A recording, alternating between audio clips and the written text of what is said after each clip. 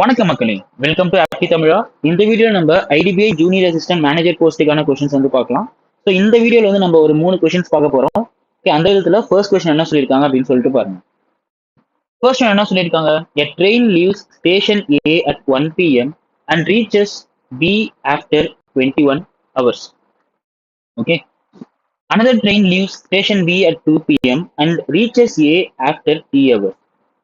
Find the value of T if they cross each other after 11 hours 40 minutes. Okay, so என்ன சொல்லியிருக்காங்க அப்படின்னு பார்த்தீங்கன்னாக்கா, ரெண்டு ஸ்டேஷன் இருக்கு, ஏ அண்ட் பி அப்படின்னு சொல்லிட்டு சொல்லியிருக்காங்க. ஓகேவா? ஸோ ஏல இருந்து ஒரு ட்ரெயின் வந்து 1 o'clock ஸ்டார்ட் ஆகுது. ஸோ இந்த ட்ரெயின் வந்தது, அதாவது 1 p.m. ஸ்டார்ட் ஆகுது. இந்த ட்ரெயின் வந்து பிக்கு எப்போ ரீச் ஆகுது அப்படின்னு பார்த்தீங்கன்னா 21 hours கழிச்சு ரீச் ஆகுது. அதாவது நைட் சாரி அடுத்த நாள் காலையில 10 o'clock வந்து ரீச் ஆகுது. Okay, another train leaves station B at 2 p.m. and reaches station A after 3 hours. அப்போ இங்க எந்த டைம்ல ரீச் ஆகுது அப்படின்னு நமக்கு தெரியாது. ஓகேவா? Next one, find the value of t. Okay, நம்ம வந்து இந்த டியோட வேல்யூ கண்டுபிடிக்கணும். If they cross each other after 11 hours 40 minutes. Okay, இப்போ எந்த ட்ரெயின் வந்து நம்ம எடுத்துக்கணும் அப்படின்னு பார்த்தீங்கன்னா ஏ ட்ரெயின் தான் வந்து நம்ம எடுத்துக்கணும். ஓகே, இப்போ ஏ வந்து சரி ட்ரெயின் ஏ வந்து ஏல இருந்து பிக்கு போறதுக்கு 21 hours எடுத்துக்குது அப்படின்னா ரெண்டு ட்ரெயின் ஒரு பர்டிகுலர் பாயிண்ட் வந்து மீட் ஆகுது. அப்ப இந்த பாயிண்ட் வந்து நமக்கு எவ்வளவு 11 hours 40 minutes. ஸோ இந்த செகண்ட் ட்ரெயின் வந்து ஓகே 1 hour லேட் ஆகுறதுனால ஸோ செகண்ட் ட்ரெயின் வந்து எவ்வளவு நேரம் எடுத்திருக்கும் அப்படின்னு பார்த்தீங்கன்னா 10 hours 40 minutes எடுத்திருக்கும். சரியா? ஃபைன். ஸோ நெக்ஸ்ட், ஸோ ஏல இருந்து பிக்கு போறதுக்கு 21 hours எடுத்துக்குது. அப்போ 11 hours 40 minutes வந்து from A to this point. Okay, meeting point வந்து நான் சீன் எடுத்துக்கிறேன், ஏ டு சிக்குனா அப்போ சில இருந்து பிக்கு எவ்வளோ நேரம் எடுத்துக்கும் அந்த ட்ரெயின் ஏ? அதான் நமக்கு 9 hours 20 minutes எடுத்திருக்கும்.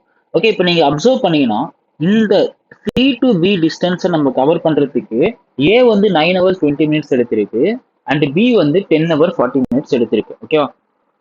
So C to பிக்கு 9 hours 20 minutes and 10 hours 40 minutes. So 9 hours 20 minutes அப்படிங்கிறது என்னது? 9 1/3 hours.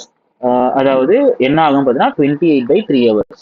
Okay, similarly 10 hours 40 minutes அப்படிங்கிறது 10 2/3 hours. அப்போ இதோட ரேஷியோ என்னது? 32/3.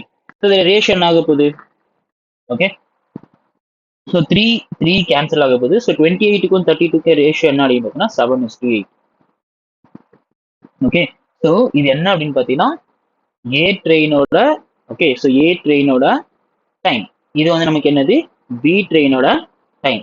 அப்போ time of A and B. Okay, time ratio of A and B அப்படிங்கிறது 7/8. கரெக்டா?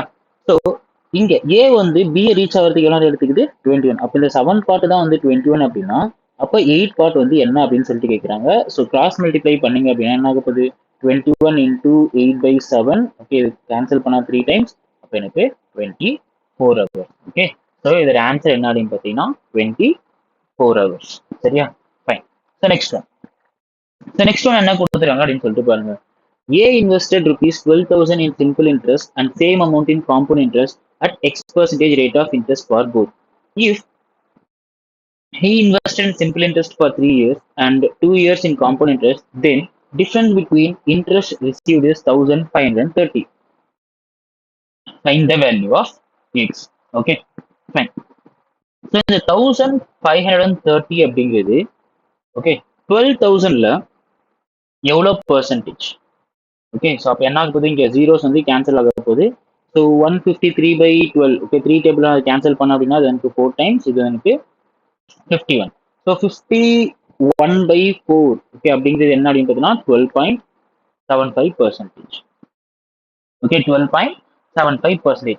அந்த 12.75% அப்படிங்கிறது என்ன அப்படின்னு பார்த்தீங்கன்னா சிம்பிள் இன்ட்ரெஸ்ட்டுக்கும் காம்பவுண்ட் இன்ட்ரெஸ்ட்டுக்கும் இருக்க வேண்டிய பெர்சன்டேஜ். அதாவது சிம்பிள் இன்ட்ரெஸ்ட் 3 yearsக்கும் காம்பவுண்ட் இன்ட்ரெஸ்ட் 2 yearsக்கும் இருக்கிற பெர்சன்டேஜ் டிஃபரன்ஸ் எவ்வளோ அப்படின்னு பார்த்தீங்கன்னா 12.75.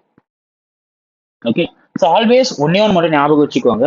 வென்எவர் நம்பர் வந்து ஜீரோல எண்ட் ஆகுது வச்சுக்கலாம், பெர்சன்டேஜ் ஓகே பெர்சன்டேஜ் வந்து நமக்கு மல்டிபிள்ஸ் ஆஃப் 10ல கொடுத்துருந்தாங்க அப்படின்னா ஓகே அது வந்து எப்பவுமே வந்து நமக்கு பாயிண்ட் வந்து எண்ட் ஆகாது, அது வந்து எக்ஸாக்டா எண்ட் ஆகும். சரியா? ஸோ இது எப்படி நம்ம அப்ரோச் பண்றதுன்னு சொல்லிட்டு பார்க்கலாம்.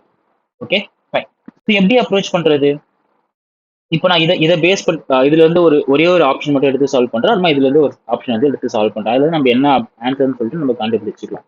சரியா? ஃபைன். ஸோ ஃபர்ஸ்ட் வந்து இங்க 20% அப்படின்னு சொல்லிட்டு எடுத்துக்கிறோம். ஓகே, எக்ஸோட வேல்யூ வந்து 20. அப்போ சிம்பிள் இன்ட்ரெஸ்ட்ல 3 இயர்ஸ் அப்படின்னா அப்போ 3 இன்டூ 20 எவ்வளவு ஆக போகுது? சிம்பிள் இன்ட்ரெஸ்ட் வந்து 60. ஓகே, நெக்ஸ்ட் காம்பவுண்ட் இன்ட்ரெஸ்ட் வந்து 2 இயர்ஸ்க்கு. ஓகே, காம்பவுண்ட் இன்ட்ரெஸ்ட் வந்து 2 இயர்ஸ். ஸோ என்ன ஃபார்முலா யூஸ் பண்ணலாம்? X plus x plus x square by 100. அதாவது 20 பிளஸ் 20 பிளஸ் 20 இன்டூ 20, அதாவது 20 ஸ்கொயர் பை 100. இனியும் ரெண்டு ஜீரோஸ் கேன்சல் ஆக போகுது. அப்போ இங்க என்ன ஆக போகுது? 44. இதோட டிஃபரன்ஸ் என்னது?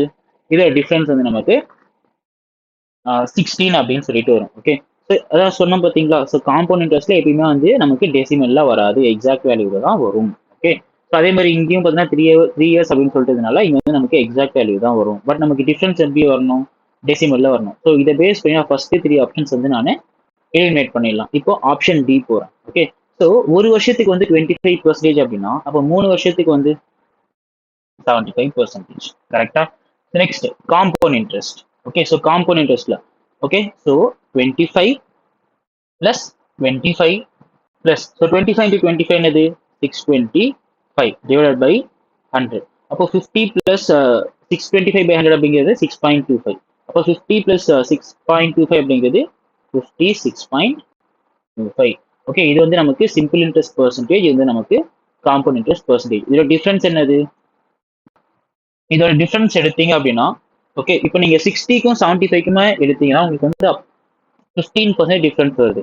ஓகே, பட் நமக்கு எவ்வளவு பெர்சன்டேஜ் டிஃபரன்ஸ் வரணும்? 12.75% டிஃபரன்ஸ் வரணும். ஸோ அதை பேஸ் பண்ணி நான் இந்த ஆப்ஷன் எலிமினேட் பண்ணிடலாமா? அப்போ இதோட ஆன்சர் என்ன அப்படின்றதுனா 15% ஆர் 85%.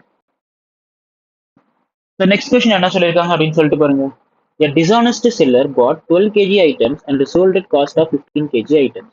ஓகே, ஸோ இதை பேஸ் பண்ணி காஸ்ட் ப்ரைஸ்க்கும் selling price. Okay, cost price வந்து 12 இருந்தது அப்படின்னா செல்லிங் பிரைஸ் வந்து 15,000 போகுது. ஓகே, ஸோ நம்ம வந்து அப்படி அப்ராக்சிமேட்டா அசியூம் பண்ணிக்கலாம். ஏன்னா இப்போ நீங்க வந்து ஒரு கேஜி வந்து 100 ருபீஸ்னு எடுத்தீங்கன்னா இப்போ 12 கேஜி வந்து 1200க்கு நீங்க வந்து பை பண்ணுவீங்க. அண்ட் செல்லிங் வந்து பார்த்தீங்கன்னா ஒரு கேஜி வந்து நீங்க 100 ருபீஸ் செல் பண்ணீங்க அப்படின்னா அப்போ 15 கேஜிஸ் எவ்வளோ செல் பண்ணீங்க? 1500க்கு வந்து செல் பண்ணீங்க. அப்போ ரேஷியோ என்ன ஆக போகுது? எப்படி 0 கேன்சல் ஆக போகுது. அப்போ 12:15. இன்னமும் நான் சிம்பிளிஃபை பண்ணா 4:5 அப்படின்னு சொல்லிட்டு வரும். ஓகே, 4:5 அப்படின்னு சொல்லிட்டு வரும். சரியா? ஸோ இங்க okay, he earned extra profit by using false weight of some particular grams instead of 1 kg if net profit earned by him was 100%. Okay, so இங்க பாருங்க காஸ்ட் ப்ரைஸ்க்கும் செல்லிங் ப்ரைஸ்க்கும் 4 and 5 அண்ட் இவனுக்கு வந்து எப்போ 100% ப்ராஃபிட் கிடைக்கும் அப்படின்னு பார்த்தீங்கன்னா டபுளா வாங்கின அமௌண்ட் விட டபுளா செல் பண்ணியிருந்தா தான் அவனுக்கு வந்து எக்ஸ்ட்ரா ப்ராஃபிட் வந்து கிடைக்கும். ஓகே, ஸோ இப்போ இங்கே செல்லிங் ப்ரைஸ் சாரி 100% ப்ராஃபிட் வந்து கிடைக்கும். இங்கே செல்லிங் ப்ரைஸ் வந்து 5 அப்படின்னா அப்போ 2.5 தானே அவனோட காஸ்ட் ப்ரைஸா இருக்கும் அந்த பர்டிகுலர் அமௌண்ட்டுக்கு. ஓகே, ஸோ 4 இருக்க வேண்டிய இடத்துல அவன் வந்து 2.5 தான் வாங்கியிருப்பான். ஓகே, அப்போ இந்த 4 நீங்க 1000 கேஜிக்கு நீங்க வந்து ஈக்குவேட் பண்ணீங்க அப்படின்னா அப்போ இந்த 2.5 அப்படிங்கிறது எவ்வளவு கிராம்ஸ்? ஓகே, 4 அப்படிங்கிறது 1000 கிராம்ஸ் அப்படின்னா அப்போ 2.5 அப்படிங்கிறது எவ்வளவு grams? Okay, so cross multiply பண்ணலாமா? So 1000 into 2.5 divide by 4. Okay, so டெசிமலை ரிமூவ் பண்றேன். ஸோ டெசிமலை ரிமூவ் பண்ணா என்ன ஆக போகுது? இங்க 25 வரப்போகுது. ஓகே, இங்க வந்து எனக்கு ஒரு 0 கேன்சல் ஆக போகுது. ஓகே, இப்போ இது எனக்கு 1 டைம், இது எனக்கு 25. ஓகே, ஸோ 25 into 25 என்னது? 625. ஸோ இதோட ஆன்சர் என்ன அப்படின்னு பார்த்தீங்கன்னா 625 கிராம்ஸ். அதாவது 1000 கிராம்ஸ் வைக்க வேண்டிய இடத்துல அவன் வந்து 625 கிராம்ஸ் தான் வைக்கிறான். ஸோ அதனால அவனுக்கு வந்து என்ன ஆகுது அப்படின்னு பார்த்தீங்கன்னா அவனுக்கு வந்து 100% ப்ராஃபிட் கிடைக்குது. ஓகே, இதுதான் வந்து இதோட ஆன்சர். ஸோ இந்த வீடியோ வந்து உங்களுக்கு ரொம்ப யூஸ்ஃபுல்லாக இருக்கும்னு நினைக்கிறேன். இந்த வீடியோ உங்களுக்கு ரொம்ப யூஸ்ஃபுல்லாக இருந்தது அப்படின்னா இந்த வீடியோ ஃப்ரெண்ட்ஸ்க்கு ஷேர் பண்ணிட்டு மறக்காம நம்ம சேனலுக்கு சப்ஸ்கிரைப் பண்ணிடுங்க. தேங்க்யூ.